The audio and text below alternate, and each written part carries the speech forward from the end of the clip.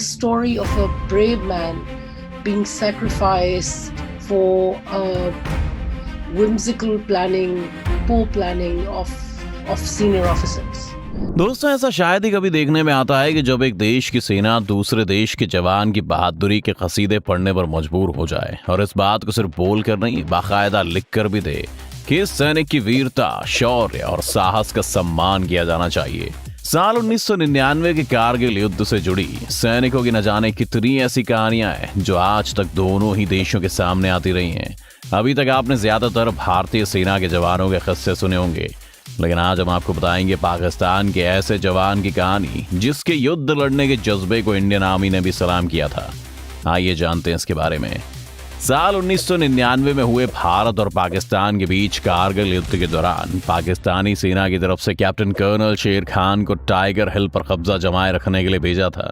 यहाँ उनका काम इंडियन आर्मी को इसी चोटी को एक बार फिर से वापस कब्जे में लेने से रोकने का था। उस वक्त चूंकि बड़ी संख्या में पाकिस्तानी सेना के जवान इस जंग में इंडियन आर्मी के हाथों मारे जा रहे थे या फिर घायल होकर मैदान छोड़ रहे थे, इसलिए पाकिस्तानी आर्मी को ऐसे जवान की तलाश थी जो भारतीय सेना को घंटों तक उलझा कर रखे। तब पाकिस्तान को सिर्फ एक ही नाम याद आया जो शेर खान का था, जो जंग के खत्म होने तक इंडियन आर्मी के ब्रिगेडियर महेंद्र प्रताप सिंह को भी अपना कायल बना चुके थे।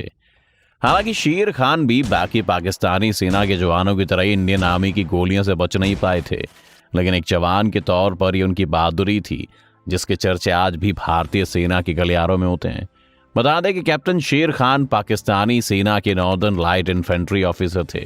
वहीं ब्रिगेडियर MS बाजवा ने इस लड़ाई का जिक्र करते हुए एक इंटरव्यू में कहा था कि दुश्मन देश की तरफ से लड़ने वाले लगभग सभी जवान कुर्ता पजामा पहने थे, लेकिन उनमें से सिर्फ एक शेर खान ही ऐसे थे जो ट्रैक सूट पहने हुए थे। ये जो ट्रैक सूट वाला था वो कैप्टन कर्नल शेर खान था और उसकी तारीफ खुद 86 वाले कर रहे हैं कि बड़ी बहादुरी से पाकिस्तानी अफसर लड़ा। इस लड़ाई को भारत की तरफ से लीड कर रहे MPS बाजवा ने आगे बताया कि कर्नल शेर खान की लीडरशिप इतनी अटैकिंग थी कि कुछ वक्त के लिए इंडियन आर्मी को अपने मोर्चे पर आगे बढ़ना काफी मुश्किल हो गया था, इसलिए सेना ने इस एरिया में कुछ देर के लिए पीछे हटने का फैसला कर लिया था। इतना ही नहीं, इन दोनों देशों के बीच लड़ी गई ज्यादातर लड़ाइयों में पाकिस्तानी सेना की तरफ से इस तरह के बड़े और एग्रेसिव ऑफिसर को किसी भी वॉर में लीड करते हुए कम ही देखा गया था। कुछ साल पहले Kargil the untold stories from the war नाम की एक किताब लिखने वाली रचना बिस्ट ने इस बुक में जिक्र किया कि शेर खान ने टाइगर हिल पर एक साथ 5 पोजीशन संभाल रखी थी। हालांकि ये बात और है कि उनके पास इस चोटी पर मौजूद जवानों की संख्या काफी कम थी और ये बात वो और इंडियन आर्मी दोनों ही अच्छी तरह से जानते थे, लेकिन फिर भी उन्होंने कई घंटों तक इंडियन आर्मी के पोस्ट की तरफ से लगातार हमले जारी रखे। बता दें कि इस वक्त तक भारत में बनी पोस्ट पर बड़ी संख्या में आर्मी के जवान पहुंच चुके थे, लेकिन शेर खान इस बात से बिल्कुल भी नहीं घबराए और अपने आखिरी दम तक लगातार लड़ते रहे। Radioing about, send me supplies, send me supplies. When he finally runs out of it and he has not a single bullet left, he starts pelting stones at the Indian Army men who were climbing up and who was catching, who were catching up on him. And I think it's a brave feat. I mean, till the last, he could have surrendered. उस दौरान Indian army के जितने बड़े अधिकारी इस चोटी को वापस लेने के लिए चलाए जा रहे ऑपरेशन में शामिल थे, उनका कहना था कि शेर खान के कब्जे से टाइगर हिल को वापस लेना काफी मुश्किल काम था। शेर खान के पास कम जवान होने के बाद उन्होंने भारत के कई सैनिकों को मार गिराया था।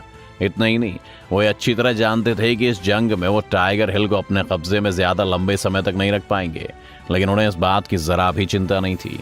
इस जंग में वैसे एक समय ऐसा भी आ गया था जब शेर खान ने पाकिस्तान के चंद जवानों के साथ मिलकर हारी हुई बाजी को पूरी तरह से पलट कर रख दिया था, लेकिन इंडियन आर्मी के एक बहादुर जवान ने अपनी मशीन गन से दुश्मन देश के इस कैप्टन को अपना निशाना नहीं बनाया होता तो ये जंग और लंबी चलती।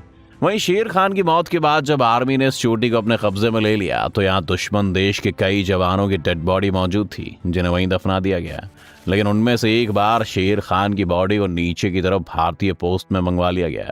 जब इस पाकिस्तानी जवान की जेब में तलाशी ली गई तब पता चला कि ये कौन है। बल्कि मैंने सबको, बाकियों को तो उनकी बॉडी इज्जत के साथ दबा दी जी। इस ऑफिसर की बॉडी को मैंने बोला कि नीचे लाओ। ये जो ट्रैक सूट वाला था? ये ट्रैक सूट वाला था। अच्छा। नीचे जब बॉडी लाए तो मैंने उसकी जेब वगैरह सारी उसके निकाले, उनके जितने भी लेटर्स थे जी, उनसे मेरे को पता चला कि इसका नाम कैप्टन करनाल शेर खान है। उनकी बॉडी को पाकिस्तान के हैंडओवर किए जाने से पहले आर्मी ने एक चिट लिखकर उनके साथ भेजी, जिसमें लिखा था, कैप्टन कर्नल शेर Khan of 12 NLI has fought very bravely and he should be given his due। Kargil war में लड़ने वाले पाकिस्तान के इस जवान की चंगी कहानी तो आपने जान ली। चलिए अब ये भी जान लेते हैं कि उन्होंने यहाँ तक का सफर कैसे तय किया। बता दें कि कैप्टन कर्नल शेर खान का जन्म पाकिस्तान में मौजूद एक गांव नवा किले में हुआ था। उनके दादा को आर्मी की वर्दी वाले सैनिक पसंद थे। यही वजह थी कि उनके दादा ने शेर खान के जन्म के समय से ही उनके नाम में कर्नल जोड़ दिया था। उस समय तक उनके परिवार को इस बात का बिल्कुल भी अंदाजा नहीं था कि नाम में कर्नल जोड़ने की वजह से शेर खान की जिंदगी में कितनी मुश्किलें आ सकती हैं। एक पाकिस्तानी कर्नल अशफाक हुसैन द्वारा कारगिल पर लिखी मशहूर किताब witness to blunder Kargil story unfolds में उन्होंने जिक्र किया है कि कर्नल शेर खान के नाम ही एक किस्सा था जिसे वो बहुत ही प्राउडली यूज किया करते थे। जब वो फोन उठाकर कहते थे, लेफ्टिनेंट कर्नल शेर स्पीकिंग, तो फोन करने वाला इंसान समझता था कि वो कमांडिंग ऑफिसर से बात कर रहा है और वो उन्हें सर कहना शुरू कर देता था। तब शेर खान मुस्कुराते हुए कहते थे कि वो लेफ्टिनेंट हैं, मैं अभी आपकी बात कमांडिंग ऑफिसर से करवा देता हूँ। पाकिस्तानी सेना के इस जवान ने अक्टूबर 1992 में पाकिस्तान में मौजूद मिलिट्री एकेडमी ज्वाइन की थी। इस दौरान वो अपने चेहरे पर दाढ़ी रखा करते थे। जब वो इस एकेडमी से पास होकर निकलने वाले थे तब उनसे कहा गया कि आपकी ओवरऑल परफॉर्मेंस काफी शानदार रही है, अगर वो अपनी इस दाढ़ी को कटवा लें तो उन्हें अच्छी जगह पोस्टिंग मिल सकती है। लेकिन शेर खान ने अपनी दाढ़ी को हटाने से इनकार कर दिया। इसके बावजूद भी सेना की तरफ से बटालियन क्वार्टर मास्टर का पद उन्हें दे दिया गया। आपकी जानकारी के लिए बता दें कि क्वार्टर मास्टर का पद काफी बड़ा माना जाता है। इसमें ज्यादातर बैरकों और स्टोर को संभालने का काम दिया जाता है। शेर खान के जूनियर बताते थे कि एकेडमी में सीनियर ट्रेनी रैगिंग के दौरान आमतौर पर जूनियर्स के साथ गाली दिए बिना बात नहीं करते थे, लेकिन उन्होंने शेर खान के मुंह से कभी भी गाली नहीं सुनी थी।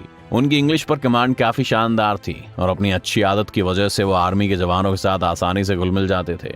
आपकी जानकारी के लिए बता दें कि उन्हें मरणोपरांत निशान हैदर दिया गया, जो पाकिस्तान का सबसे बड़ा वीरता का पुरस्कार है। भारत में इसे परमवीर चक्र के बराबर माना जाता है। तो दोस्तों, क्या आप कारगिल युद्ध से जुड़ी इस कहानी को जानते थे? हमारे चैनल को सब्सक्राइब करने के बाद कमेंट करके जरूर बताएं।